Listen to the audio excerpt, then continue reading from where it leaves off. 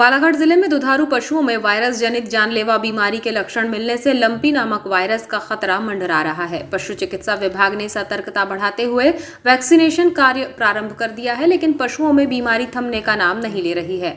बालाघाट जिले में बीते कुछ दिनों में इस बीमारी से संदिग्ध पशुओं की पहचान की गई है, जिसके बाद पशुपालकों को इस बीमारी के खतरे को लेकर सचेत किया जा रहा है। बालाघाट जिला महाराष्ट्र और छत्तीसगढ़ का सीमावर्ती जिला है और पड़ोसी राज्यों में लंपी वायरस का कहर देखने को मिल रहा है। ऐसे में सावधानियां बरतने की सख्त जरूरत है। पशु चिकित्सा विभाग द्वारा मिली जानकारी के अनुसार बालाघाट में संदिग्ध पशु पाए गए हैं। पशुपालक पशुओं को बीमारी से बचाने के लिए इलाज करा रहे हैं। ये भी देखा जा रहा है कि बीमारी में थोड़ा सुधार हो रहा है। पशुओं में बीमारी फैलने की सूचना मिलने के बाद पशुपालन विभाग ने गांव में पहुंचकर पशुओं का टीकाकरण किया है। इस रोग से अपने पशुओं को बचाने के लिए तुरंत उपाय करने की आवश्यकता है, क्योंकि ये बीमारी पशुओं से पशुओं में फैलती है। ये रोग मच्छर, काटने वाली मक्खी इत्यादि के द्वारा भी एक पशु से दूसरे पशु में फैलता है, लेकिन ये बीमारी पशुओं से मनुष्यों में नहीं फैलती।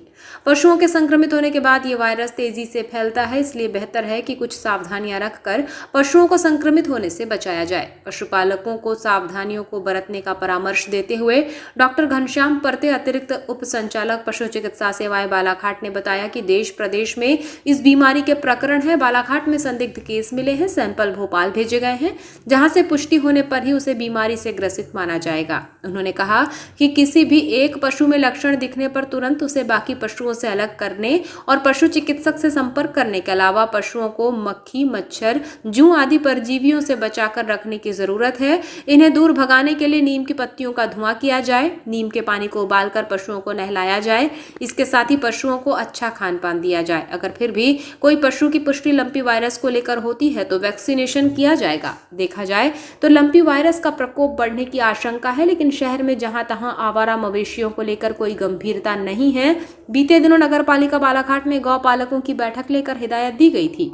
न तो इसका गौ पालकों पर कोई असर है और न ही नगर पालिका लंपी वायरस बीमारी को लेकर गंभीर है। ऐसे में लंपी वायरस की भयावहता को कम आंकना कहीं इसके विस्तार का कारण ना बन जाए, ऐसी आशंका बनी हुई है। देखिए, ये सही है कि पूरे देश में और प्रदेश में लंपी बीमारी के प्रकरण देखने को मिल रहे हैं। हालांकि हमारा बालाघाट इसमें सौभाग्यशाली कि अभी तक पॉजिटिव केस बालाघाट में नहीं मिले। 2-3 प्रकरण ऐसे संदिग्ध जरूर पाए गए हैं। शुरुआत में नर्मदा नगर में एक केस आया था, वहाँ से शुरुआत होकर उसके बाद फिर भटेरा में एक प्रकरण देखने को मिला पटले जी के यहाँ, और तीसरा प्रकरण आज सुबह जो जिला एवं सत्र न्यायाधीश हैं तो श्रीमान जी, उनके यहाँ पे एक गाय में 2 गायों में लगभग लक्षण देखने को मिले। हालांकि उसकी पुष्टि अभी नहीं हो पाई है, क्योंकि सैंपल हम लोग कलेक्ट करके भोपाल भेज देते हैं, भोपाल लैब भेजते हैं, और लैब से जैसे सर्टिफाइड होके आता है तो 100% पुष्टि हम तभी मानेंगे कि ये केस लंपी है। किस तरह के एहतियात बरते जा रहे हैं सर इस बीमारी को लेकर? लंपी से बचने के लिए सबसे पहली चीज़ तो हमें सुरक्षात्मक तौर पर उनको ये सजेशन हम लोग दे रहे हैं किसानों को, पशुपालकों को, कि सबसे पहले ऐसे पशु जिसमें ऐसे लक्षण समझ में आते हैं कि शायद लंपी हो सकता है, सबसे पहले उसको आइसोलेशन करें, मतलब दूसरे पशुओं से, स्वस्थ पशुओं से अलग रखना है। दूसरी चीज़ है कि चूँकि इसका जो फैलाव का प्रमुख कारण है वो है वेक्टर जनित है, मतलब कि जो मक्खी हैं, मच्छर हैं, जो परजीवी हैं, जो काटते हैं तो उनसे एक दूसरे के, जैसे पैरासाइट जैसा अपना मलेरिया होता है उस टाइप से ट्रांसमिशन होता है। तो ये जो वेक्टर है, मक्खी हैं, मच्छर हैं, इनको दूर भगाने का प्रयास किया जा सकता है, और उसके लिए हम सबसे पहले सलाह देते हैं किसानों को कि आप अपने शेड में धुआं करें, और धुआं भी विशेष तौर पे यदि आप नीम की पत्तियों का धुआं करते हैं तो मच्छर मक्खियाँ दूर रहेंगे और उससे ये पनपेंगे नहीं। और दूसरी चीज़ हम ये भी कहते हैं कि इसी नीम के पानी से यदि आप अपने पशु को नहलाते हैं, अर्थात यदि पानी में नीम को उबालकर यदि उस पानी को शरीर पर लगाते हैं तो मक्खियों के झूमने की संभावना कम रहती है, और फिर स्वाभाविक जब मच्छर नहीं झूमेंगे तो काटने की संभावना है, तो ट्रांसमिशन कम हो जाएगा। तीसरी चीज़ हम ये कहते हैं कि अपने पशुओं को स्वस्थ रखें, अच्छा खान पान दें, संपूर्ण पोषक आहार दें, ताकि उनकी रोग प्रतिरोधक क्षमता यदि मजबूत रहेगी तो बीमारी फैलने की संभावना और भी ज़्यादा कम हो जाती है।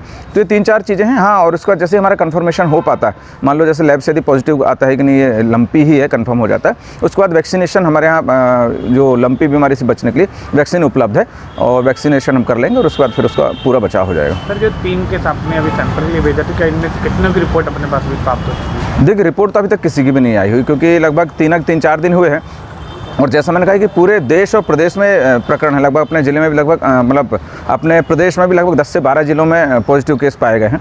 तो स्वाभाविक हर जगह से प्रकरण लगातार वहाँ पे आ रहे होंगे, और इस कारण से थोड़ा समय लग सकता है अपने यहाँ के जाँच रिपोर्ट आने में। जारी हम लोग भोपाल